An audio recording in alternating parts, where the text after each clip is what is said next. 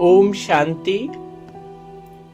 दादी गुलजार जी, भगवान का रथ, 11 मार्च दादी जी का अव्यक्त पुण्य स्मृति दिवस। दादी जी के अनुभव, दादी जी के गुण, दादी जी की विशेषताएं जितना सुनाएं, जितना लिखें उतना कम पड़ जाती है। दादी जी गुणों के भंडार थे, भगवान का रथ थे। दादी जी की महिमा तो क्या करूं। अनेकों भाई बहनों ने अपने अनुभवों के आधार से दादी जी के साथ के अनुभवों से बहुत कुछ पाया है।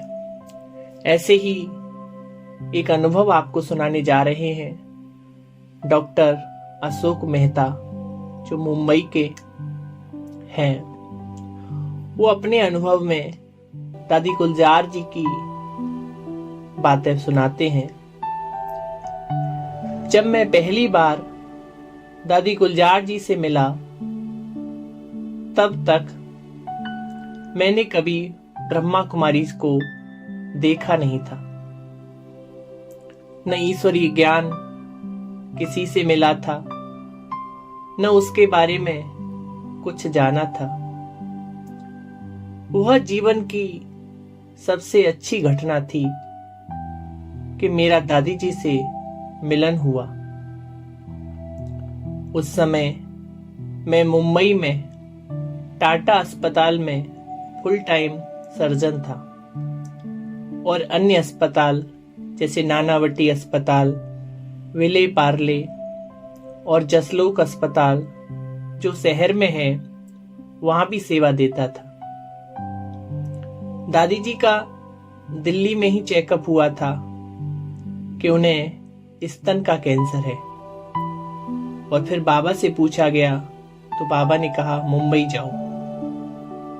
इसलिए टाटा अस्पताल के डायरेक्टर के साथ दादी जी की अपॉइंटमेंट ली गई थी। दूसरे दिन दादी मुंबई पहुंची। दादी जी का चंडीगढ़ का दौरा रद्द करके बाबा ने उन्हें मुंबई भेजा था। दादी जब सेंटर पहुंचे तो उन्हें पता चला कि डॉक्टर साहब उन्हें 1 सप्ताह नहीं मिल सकते, क्योंकि वे या तो मुंबई में नहीं थे या कहीं बहुत व्यस्त थे।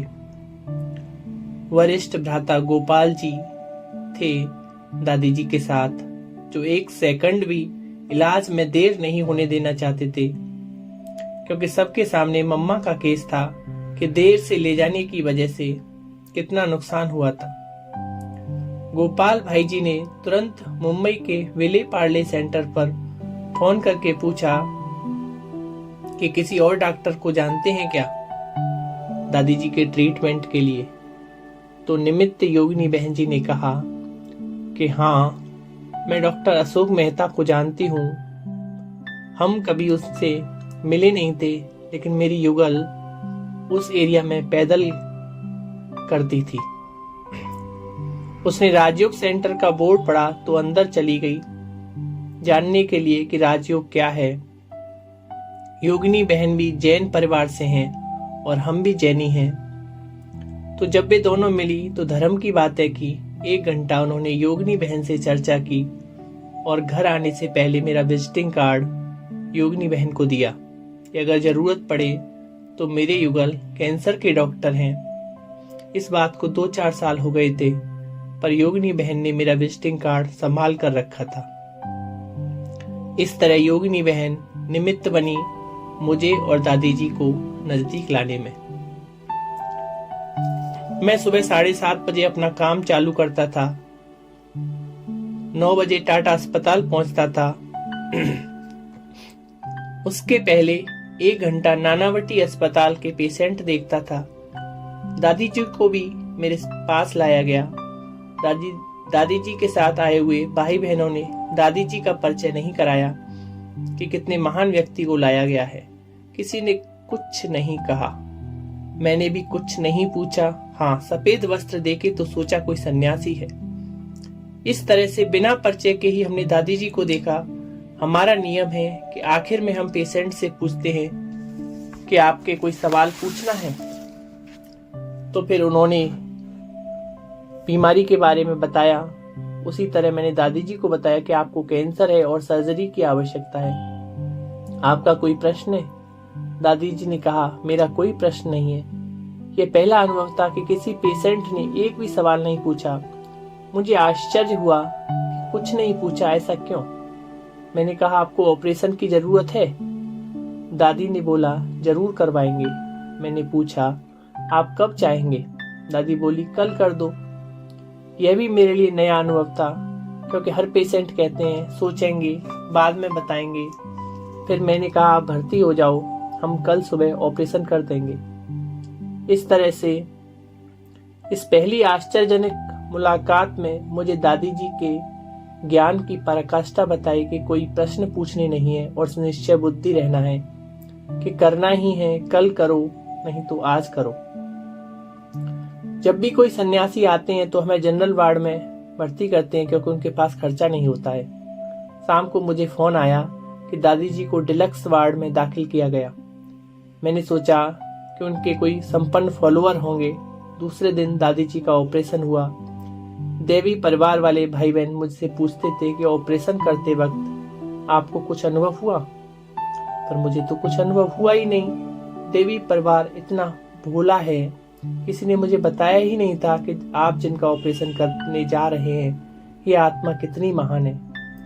पूरी दुनिया में यह एक ही है जो परमात्मा का रथ है। यह देवी परिवार के भाई बहनों की सादगी थी।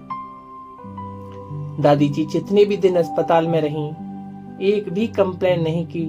रोज सुबह मैं मिलने जाता, वहां केवल मैं, एक नर्स और दादी होते थे। पहला प्रश्न मैं पूछता था, आपको नींद आई? कोई दर्द? तो दादी कहती थी, इतना सुंदर ऑपरेशन किया है, कुछ तकलीफ नहीं, कुछ दर्द नहीं और अच्छी नींद आती है। ऐसा उत्तर देने वाला कोई पेशेंट मुझे आज तक नहीं मिला था। दादी अति विशेष थी। फिर मैं नोट्स लिखकर आ जाता था। दादी प्यार से फूल देती थी, टोली देती थी। उस समय तो इसका महत्व नहीं पता था। लास्ट दिन दादी ने कहा कि क्या आप हमारे साथ भोजन करेंगे? मुझे बहुत खुशी हुई, क्योंकि मुझे जानने की उत्सुकता थी कि ये कौन है जो हमें इतना प्यार से चलाती है। फिर हम सेंटर गए और दादी के साथ भोजन किया। भोजन के बाद दादी ने हमें सौगातें दी।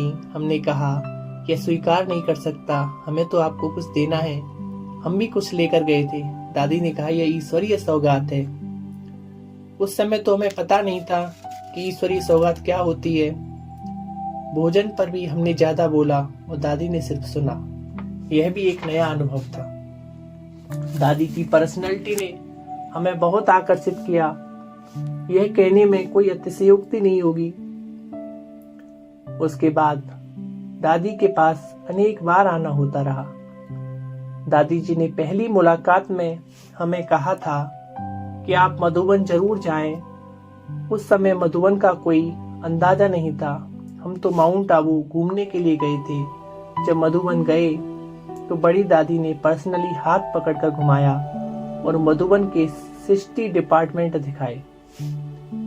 तब पांडव भवन छोटा था, लेकिन बहुत अच्छा लगा कि इस जगह सभी भाई बहनें कितनी सेवा करते हैं। उस समय एक भाई को दिल का दौरा पड़ा था। उन्हें एक कमरे में रखा गया था। पांडव भवन के डॉक्टर्स उन्हें देखते थे, लेकिन उनको समझ में नहीं आया कि उस भाई को दिल का दौरा पड़ा है। आईवी फ्लूइड देने के लिए उनकी नस को ढूंढते थे। भाई की तबीयत बहुत नाजुक थी। ब्लड प्रेशर बहुत कम हो चुका था, पल्स भी बहुत कमजोर थी। मैंने उन्हें कहा कि इनकी तबीयत ठीक नहीं है, दिल का दौरा पड़ा है, सीरियस है, कहीं आईसीयू में भर्ती करवाना पड़ेगा। उस समय कोई ऐसी सुविधा आबू में नहीं थी, इसलिए उन्हें एम्बुलेंस में डालकर उनके घर महिसाना पहुंचाया गया, जहां दूसरे दिन उन्होंने शरीर छोड़ दिया। वह भाई निमित्त बना माउंट आबू में अस्पताल बनाने के। कुछ न कुछ कारण तो बनता ही है। उसी दिन फिर निर्वैर भाई हमें पिकनिक पर ले गए, जहां उनको भी दिल का कुछ दर्द हुआ। उन्हें भी मुंबई ले जाया गया, जहां उनकी बाईपास सर्जरी हुई। जब भी दिल्ली जाता था दादी जी बहुत प्यार से स्वागत करती थी, फूल देती थी और बहुत सुंदर तरह से कहती थी, वेलकम डॉक्टर जी।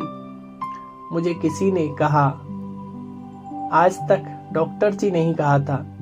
यह भी एक विशेषता थी जो दादी जी हर आत्मा को आकर्षित कर लेती थी। एक बार मैं दिल्ली पहुंचने वाला था। दादी जी ने कहा, साथ में भोजन करेंगे। मेरी फ्लाइट 1.5 घंटा लेट हो गई तो रात्रि 8:30 बज गई। जब मैं दादी जी के पास पहुंचा तो बातें करने लगा, बहुत लंबी चौड़ी बातें की। एक बहन आसपास घूम रही थी। मैंने सोचा, ये क्यों घूम रही है? बाद में मुझे बताया गया कि दादी जी के भोजन का समय हो गया है। इस बात को ध्यान में लाने के लिए वह बहन घूम रही है। दादी जी के उपचार के बाद उनके साथ विदेश जाना हुआ। दादी जी का जब ऑपरेशन हुआ तो सबकी इच्छा थी कि दादी जी को अमेरिका ले जाओ या यूरोप। जर्मनी वाले कहते थे कि यहाँ ले आओ। दादी जी को कहा गया कि चेकअप के लिए विदेश आइए। इस तरह से हमारा दादी जी के साथ विदेश जाना हुआ। जब प्लेन में बैठता था तो प्लेन शुरू होता और मैं सो जाता था। दादी जी ने बहुत प्यार से एक बार कहा कि डॉक्टर साहब, आपको नींद आ रही है? मुझे नींद नहीं आती है प्लेन में। दादी जी ने इस तरह से कहा जैसे कि मैं कोई विशेष व्यक्ति हूँ जो आंख बंद करके ही सो सकता हूँ। फिर मैंने देखा कि जहां भी दादी जाती थी सभी से बहुत प्यार से मिलती थी।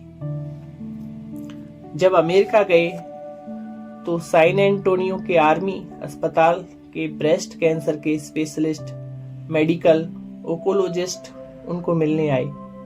वो अमेरिका के बहुत जाने माने डॉक्टर थे।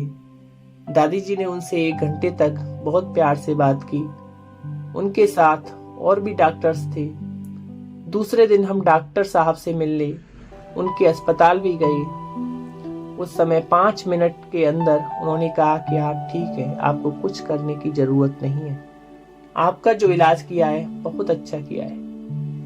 मैंने देखा कि दादी जी जहां भी जाती थी वहां बड़े बड़े डॉक्टर्स को भी आकर्षित करती थी। वे भी सरलता और निर्दोषता से कहते थे कि दादी, आपको किसी चीज की आवश्यकता नहीं है। हम घूमने वाटर पार्क में गए और दादी को नाव में बिठाया था। दादी बड़े आनंद से घूमी थी। हमने देखा इतनी बड़ी हस्ती लेकिन कितनी मासूम थी। उन्हें देखकर अच्छा लगता था। दादी बहुत निर्दोष थी, सरल थी। आप जो भी करो उसे फॉलो करती थी। कभी प्रश्न नहीं करती थी कि मुझे क्या करने का है। जो भी भाई बहने कहें उसी हिसाब से करती थी। एक बार हम लंदन में थे। वहाँ रिजेंट स्ट्रीट नाम की एक बड़ी जगह है।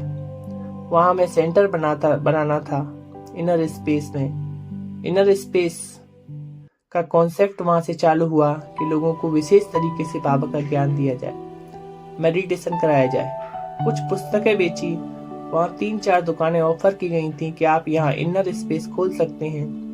दादी जानकी जी और जयंती दीदी ने कहा कि जब दादी आएंगे तब हम पक्का करेंगे कि कौन सी एक दुकान में इनर स्पेस बनाना है। दादी आएगी, वहां खड़ी रहेगी और वहां की वाइब्रेशन के हिसाब से बताएगी, तब हम वहां सेंटर बनाएंगे। हम 2-3 दुकानों में गए और एक दुकान में दादी जी ने कहा कि यहाँ सेंटर बनाना है। इस तरह से पहला इनर स्पेस रिजेंट स्ट्रीट में बना, दादी जी के वाइब्रेशन की फीलिंग से। आखिरी 3 साल दादी मुंबई में रही। दादी पहले अस्पताल में थी, बाद में सेंटर पर रही। दादी पहले विले पार्ले सेंटर में थी, उसके बाद गामदेवी सेंटर पर गई जहां रमेश भाई रहते थे, जहां दादी प्रकाश मणि जी के साथ गामदेवी सेंटर की शुरुआत की थी। वहां दादी के 3 साल के करीब रही। एक कमरे में दादी जी का निवास स्थान, दूसरे कमरे में दादी भाई बहनों से मिलने आती थी, लेकिन उस समय उनकी तबीयत बहुत नाजुक थी। उन्हें लिवर सिरोसिस था, जिससे पेट में पानी भर जाता था, बार बार पानी निकालना पड़ता था, वजन भी कम होता जाता था। लेकिन दादी इतनी शांत थी, कभी बोलती नहीं थी। हम जब भी मिलने जाते तो मिलती थी, 1-2 ही शब्द कहती थी, लेकिन उन्होंने कभी ऐसे नहीं कहा कि मुझे दर्द है या मैं परेशान हूँ। हमने दादी को सब स्टेजेस में देखा, बैलेंस में रहती थी। आखिर में जब दादी अस्पताल में थी तो आंतड़ियों से बहुत खून बह रहा था। डॉक्टर बहुत इलाज करते थे, बहुत खून दिया, बहुत वेदना हुई, लेकिन दादी ने कभी ऐसा नहीं कहा कि मैं परेशान हूँ। बाबा के प्यारे रथ, अति प्यारी दादी को हमने बहुत नजदीक से देखा। उनमें जितनी भी मासूमियत थी उतनी बहुत पॉजिटिव भी थी। अच्छा ही होगा, यह उनको निश्चय रहता था। मैं बहुत पद्म भाग्यशाली हूँ जो मुझे इस जीवन में उनकी सेवा करने का सुअवसर प्राप्त हुआ और परिणाम स्वरूप मुझे देवी परिवार का प्यार भी बहुत मिला। मैं उसका वर्णन नहीं कर सकता। निमित्त बनने का जो मौका मुझे मिला उसके लिए मैं स्वयं को बहुत भाग्यशाली समझता हूँ। अच्छा,